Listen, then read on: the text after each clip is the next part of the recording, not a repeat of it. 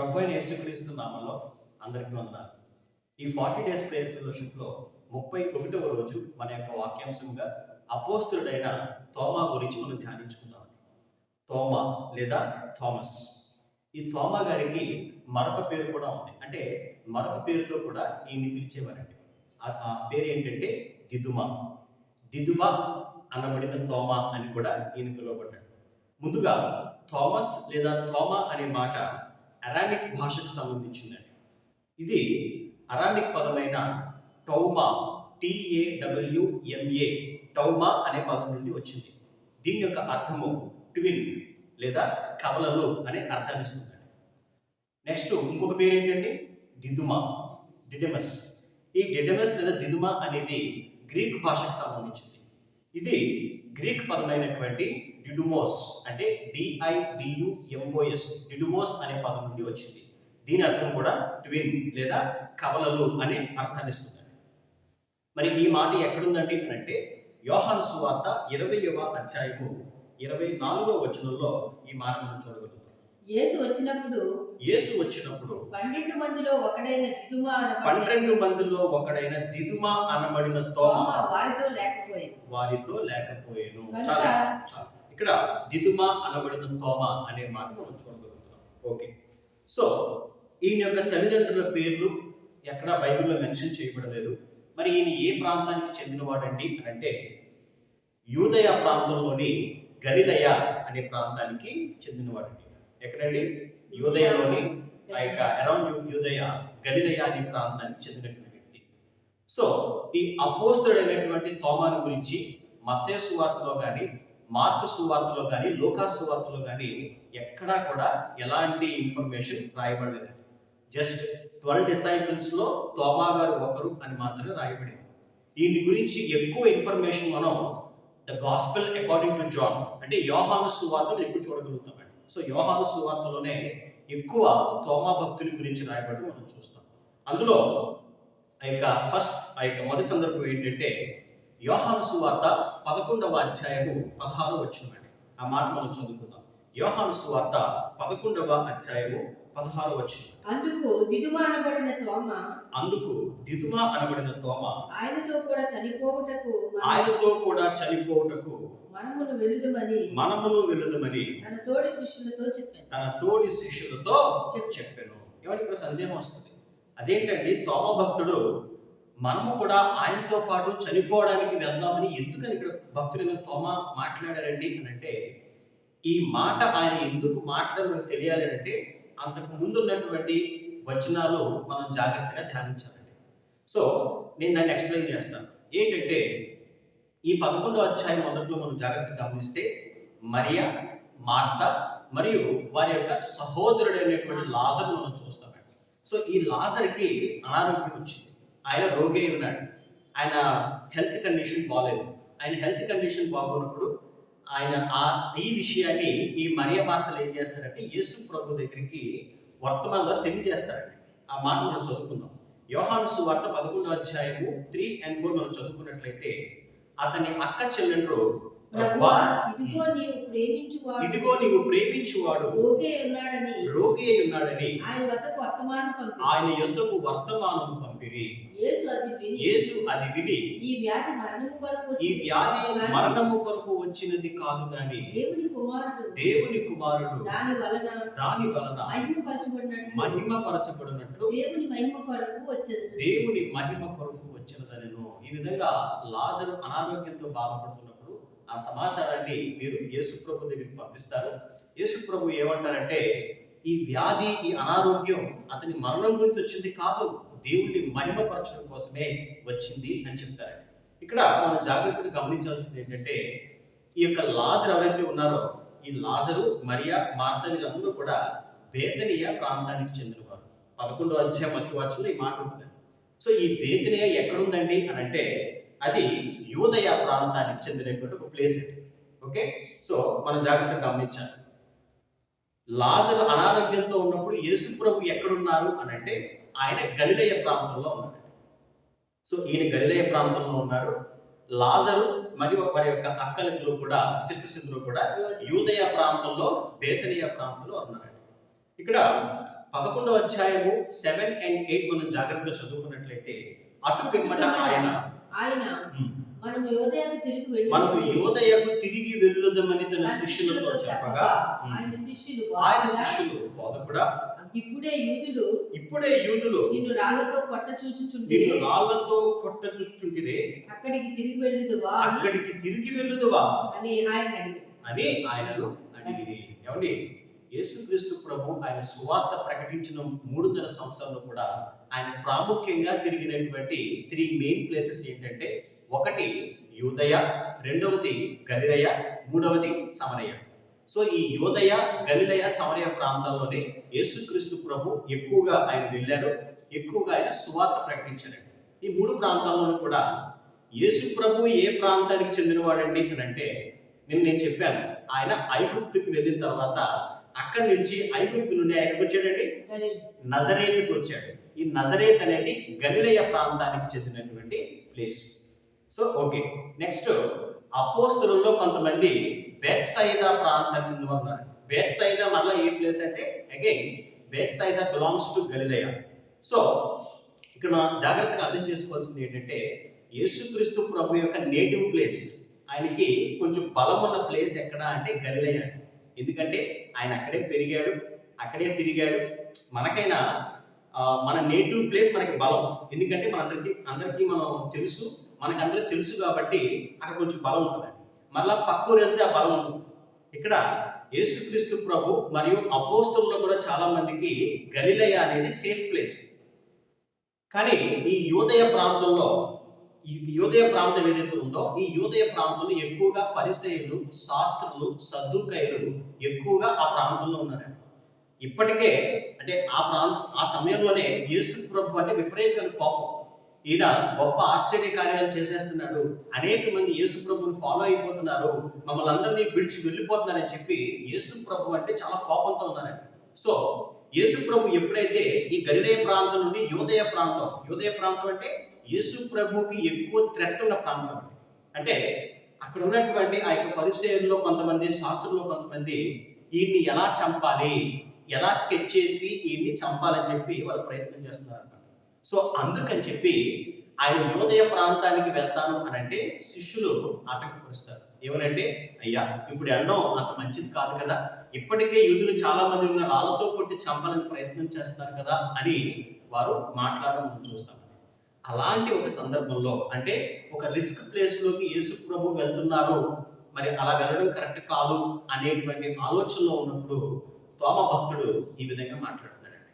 So మిగిలినటువంటి శిష్యులందరూ కూడా భయపడుతున్నప్పుడు, సందేహిస్తున్నప్పుడు, భక్తుడైన తోమ మాత్రం యేసుక్రీస్తు ప్రభుతో మనం వెళ్ళి అవసరమైతే ఆయనతో మనం చనిపోవడానికి కూడా మనం సిద్ధపడదాం, మనం వెళ్దాం అని చెప్పి ఆయన ముందుకెళ్తున్నాడు. సో మరి భక్తుడైనటువంటి తోమా నుంచి మనం నేర్చుకోవాల్సినటువంటి మొదటి మాట ఇదేనండి. ఏంటంటే, he was ready to die because Thomas loved Jesus more than himself. అంటే ఆయన కంటే, ఆయన ప్రాణానికంటే కూడా యేసు ప్రభుని ఎక్కువగా ఆయన ప్రేమించాడండి. ఈరోజు భక్తుడైన తోమా యేసు ప్రభుని ప్రేమించినంత మన జీవితంలో మనం ప్రేమించగలుగుతున్నామండి. యేసు ప్రభు కోసం బ్రతకడం కోసం కాదు, అవసరమైతే యేసు ప్రభు కోసం తమ ప్రాణాలు సైతం విడిచిపెడదామన్నాడు తోమా. ఈరోజు అలాంటి విశ్వాసం మనలో ఉందా? మరి ఈ నుంచి మనం గ్రహించగలిగే మొదటిది, ఆయనలో మనం చూడగలిగే అపారమైన విశ్వాసం, యేసు ప్రభు కోసం చనిపోవడానికి సిద్ధపడేటువంటి విశ్వాసాన్ని ఆయన మనం చూడగలుగుతున్నాం. This is what we can learn from the apostle Thomas. రెండోది మనం చదువుకున్నట్లయితే యోహాను సువార్త 14వ అధ్యాయము ఫ్రమ్ 3 to 6 మనం చదువుతున్నాం. యోహాను సువార్త 14వ అధ్యాయము 3 నుంచి 6 వరకు. నేను వెళ్ళి మీకు స్థలము సిద్ధపరిచిన ఎడల నేనుండు స్థలములో మీరును ఉండులాగున మరలా వచ్చి నా యొద్ద నుండుటకు మిమ్మును తీసుకొని పోవుదును. నేను వెళ్ళుచున్న స్థలమునకు మార్గము మీకు తెలియనని చెప్పాను. చాలండి. ఇక్కడ యేసు ప్రభు ఒక మాట అంటున్నారు. అదేంటంటే, ఆయన ఉద్దేశం ఏంటంటే, ప్రభు యొక్క ఉద్దేశం ఏంటంటే, నేను నా రాజ్యంలోకి వెళ్ళిన తర్వాత నేను మీకు స్థలాన్ని సిద్ధపరుస్తాను ఆ రాజ్యంలో అనేది ప్రభు యొక్క ఉద్దేశం. దాన్ని ఆయన చెబుతూ ఆయన ఏమంటున్నారంటే, నేను వెళ్ళుచున్న స్థలమునకు మార్గము మీకు తెలియదని చెప్పాను అని అంటే వెంటనే తోమ భక్తులకు సందేహం వస్తుంది. యేసు ప్రభు మాకు ఎక్కడ స్థలా సిద్ధపరుస్తున్నారు, ఆయన ఎక్కడికి వెళ్తున్నారు, ఆయన వెళ్తున్నటువంటి ఆ ప్లేస్ యొక్క అడ్రస్ మాకేం తెలుసు అని చెప్పి ఇమ్మీడియట్ గా తోమా ద్వారా క్వశ్చన్ వేస్తారండి. అదేంటంటే 5వ వచనం మనం చదువుకున్నట్లయితే, అందుకు తోమా ప్రభువా ఎక్కడికి వెళ్ళుచున్నావో మాకు తెలియదే, ఆ మార్గం ఎలాగూ తెలియనని ఆయన అడుగగా. చాలండి. ఏమండి, భక్తులైనటువంటి తోమా గారికి మరొక పేరు కూడా ఉందండి. ఆయన ఎక్కువగా పిలిచే పేరు ఏంటంటే డౌటింగ్ థామస్. ఏంటండి?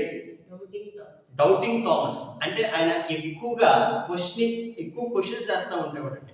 ఆయనకి ఎక్కువ డౌట్లు ఎక్కువ. ఏమండి, ఒక విషయం చెప్తాను. ఒక క్లాస్లో ఒక స్టూడెంట్ ఎక్కువగా డౌట్స్ అడుగుతుంది, దానికి అర్థం ఏంటంటే బాగా నేర్చుకోవాలని ఆశపడుతున్నాడు, బాగా చదవాలని ఆశపడుతుందని అర్థం. ఇక్కడ భక్తుడైనటువంటి తోమా ఉద్దేశం కూడా అదే. He want to learn more. ఇప్పుడు యేసు ప్రభు మాట చెప్పారు, ఆ మాట అర్థం కాలేదు. ఆ మిగిలినటువంటి 11 మంది సైలెంట్గా ఉన్నారు. అంటే ప్రభు ఆయన ఏం అడుగుతాం, మనం ఆయన అడగలమా అనే ఒక ఆలోచనతోనో, రెస్పెక్ట్తోనో, భయంతోనో ఎవ్వరూ యేసు ప్రభుని క్వశ్చన్ అడగట్లేదు. కానీ తోమా భక్తుడు అలా కాదండి. ఆయన మైండ్లో ఏదైనా క్వశ్చన్ వచ్చింది అని అంటే ఇమ్మీడియట్గా యేసు ప్రభుని అడిగేసేవారు, అక్కడికక్కడే clarify చేసేసుకునేవాడు. So that we can understand that a doubting question can become a doorway to deeper revelation. అంటే ఒక సందేహం మనం అడగడం అని అంటే అది అవతలి వ్యక్తిని మనం తప్పు చేసి మాట్లాడడం కాదు, అనుమానించడం కాదు, కానీ ఆ సందేహం ద్వారా ఎక్కువగా మనం తెలుసుకోవాలి అనేటువంటి ఉద్దేశంతో ఇక్కడ భక్తులైనటువంటి తోమా ఇక్కడ యేసు ప్రభుని క్వశ్చన్ అడుగుతున్నాడు. ఏమండి, నాకు విషయం చెప్పండి, మీరు ఎంతకాలంగా చర్చికి వెళ్తున్నారు? మీరు చాలా కాలం చర్చికి వెళ్తున్నారు కదా. మరి మీరు ఎప్పుడైనా మీ పాస్టర్ గారండి మొన్న మీరు చెప్పినటువంటి ఆ యొక్క శర్మన్లో, మెసేజ్లో నాకు ఈ సందేహం వచ్చింది, నాకు క్లారిఫై చేయండి అని చెప్పి ఎంతమంది మీ పాస్టర్ గారిని మీరు క్వశ్చన్ అడుగుతున్నారు? నాకు చెప్పండి. అట్లీస్ట్ నాకు చెప్పకపోయినా జస్ట్ క్వశ్చన్ యువర్ సెల్ఫ్, మిమ్మల్ని మీరే ప్రశ్నించుకోండి. అంటే అవతలి వ్యక్తి ఏం చెప్తే అది ఓకే అని కాదు, కానీ దాన్ని మనం బాగా స్టడీ చేసి నిజంగా అందులో మనకి సందేహం వస్తే ఆ సందేహాన్ని అడగడానికి మనం ఏమాత్రం సంకోచించకూడదు.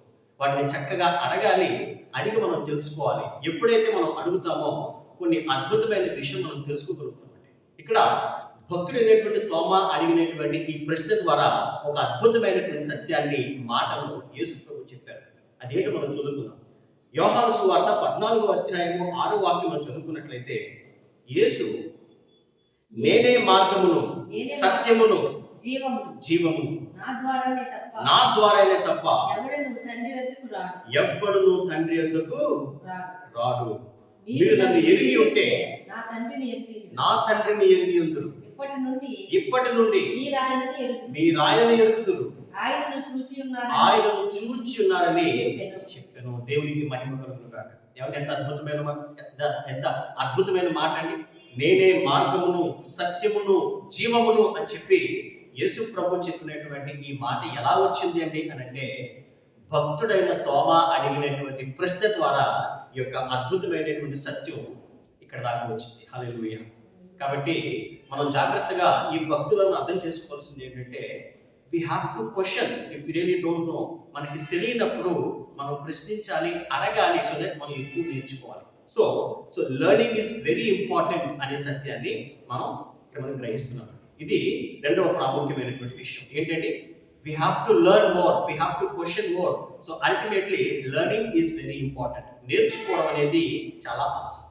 మరి మూడోదిగా మనం చూస్తే యోహాను సువార్త 20వ అధ్యాయము from 25 to 29 మనం చదువుకుందామండి. యోహాను సువార్త 20వ అధ్యాయము 25 నుండి. తక్కిన శిష్యులు మేము ప్రభువును చూచితిమని అతనితో చెప్పగా అతడు నేను ఆయన చేతులలో మేకుల గుర్తును చూచి నా వ్రేలు ఆ మేకుల గుర్తులో పెట్టి నా చెయ్యి ఆయన ప్రక్కలో ఉంచితేనే గాని నమ్మనని వారితో చెప్పాను.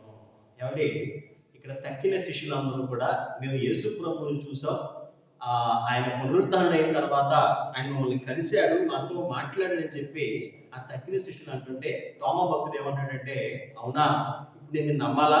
నేను నమ్మను. ఆయన చేతికి ఉన్నటువంటి ఆ యొక్క గాయంలో నా వేలు పెడితే తప్ప నేను నమ్మనని చెప్పి ఇక్కడ భక్తుడిలో తోమా అంటున్నాడు. ఇక్కడ కొంతమంది నెగిటివ్గా ఈ యొక్క సిచ్యువేషన్ తీసుకోవచ్చు. కానీ ఇక్కడ తోమా అలా ఎందుకు మాట్లాడారండి? యేసు ప్రభుని శోధించడానికి ఆయన మాట్లాడా అంటే ఎంత మాత్రం కాదండి. ఇక్కడ భక్తుడైనటువంటి తోమా యేసు ప్రభుని శోధించడానికో కాదు, కానీ ఆయన విశ్వాసాన్ని పెంచుకోవడానికి, కన్ఫర్మ్ చేసుకోవడానికి ఆయన ఈ విధమైనటువంటి ప్రశ్నలు లేదా ఈ విధంగా ఆయన మాట్లాడాడు. Thomas doubt becomes the doorway to the clearest confession of Christ divinity. ఎందుకంటే యేసు ప్రభుని నమ్ముకున్న వారిలో కూడా చాలా మందికి సందేహం ఉంటుంది.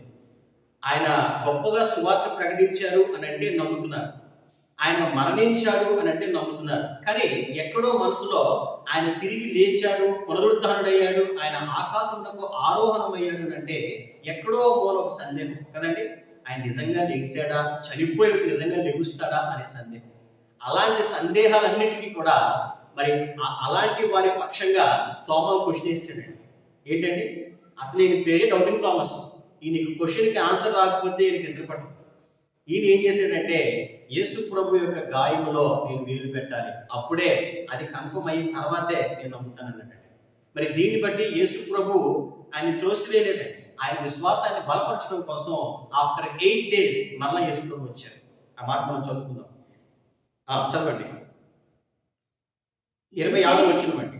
8 దినములైన తరువాత ఆయన శిష్యులు మరలా లోపల ఉన్నప్పుడు తోమా వారితో కూడా ఉండెను. తలుపులు మూయబడి ఉండగా యేసు వచ్చి మధ్యన నిలిచి నీకు సమాధానం కలుగును గాక అనెను.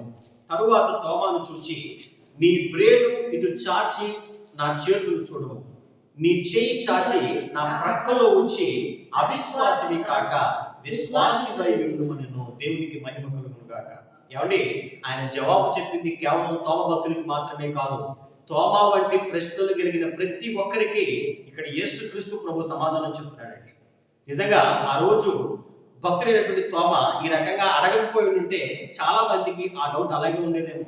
సో అందరి డౌట్స్ క్లారిఫై అయిపోయేలాగా ఆయన తిరిగి పునరుద్ధరణయ్యాడు అనే సత్యం ప్రకటించడం కోసం ఆయన అన్నాడు, ఇదిగో నీ వేలు తీసి నా యొక్క ఇంజరీలో పెట్టు, ఇక గాయంలో పెట్టు, నీ చేతిని నా యొక్క ప్రక్కలో ఉంచు అని అంటే అక్కడితో డౌట్ క్లియర్ అయిపోయింది. ఆయన వెంటనే అన్నటువంటి మాట, యేసు నీవు నన్ను చూచి నమ్మితివి, చూడక నమ్మిన వారు ధన్యులని అతనితో చెప్పాను. ఏమండి, అపోస్తలులు యేసు ప్రభుని చూశారు, ఆయన స్వరం విన్నారు, ఆయన్ని ముట్టుకున్నారు, ఆయనతో కలిసి భోజనం చేశారు. వారు నమ్మడంలో గొప్ప విషయం కాదండి. ప్రభు అంటున్నారు, చూచి నమ్మువారు కాదు, చూడక నమ్మువారు ధన్యులు అని ఇక్కడ వాక్యం రాయబడింది. అదే విధంగా మరి తోమా అంటున్నారు, నా ప్రభువా నా దేవా అని.